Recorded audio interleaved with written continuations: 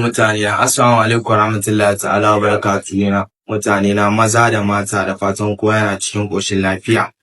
To mutane na ba komai bane kun riga da kun san wannan gayan Aminu Sele kuma kun riga da kun san Khadija tawa ba Nana Khadija na. So na ga wasu abu suna faruwa ɗan kwanan nan a social media wanda Aminu Sele ya zo yana son Khadija kaza. So ban so in yi magana fa akan abin nan bane. Na da ta abin ne kawai ɗan minute ne tunda yarinyar nan ta riga da ta ce ba ta son ka. So ta ce ba ta son ka.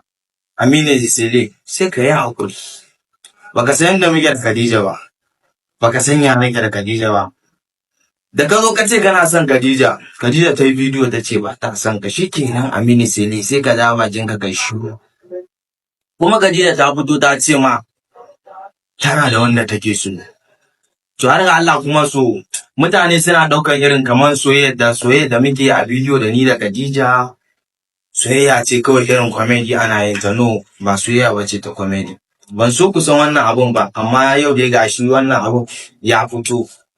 Ba soyayya bace ta comedy. Har ga Allah yana son Khadija live, ita ma Khadija tana so na sosai.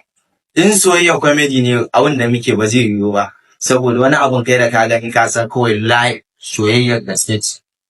Aminu Sele. Da ban so ma magana ba. Aminu Sele ina so in roƙe ka dan Allah dan Annabi tun da Khadija wato budurwata Nana Khadija ta ce ba ta son ka. Ka yi haƙuri ka ƙale ta. Muna soyayya ban so ne magana ba. Wallahi ban so ne magana ba Aminu. Saboda ina ganin ka da daraja da kima da mutunci. Kuma na san kai ma kana gani na da daraja da kima da mutunci. Ban so ne maganan nan ba Aminu Sele.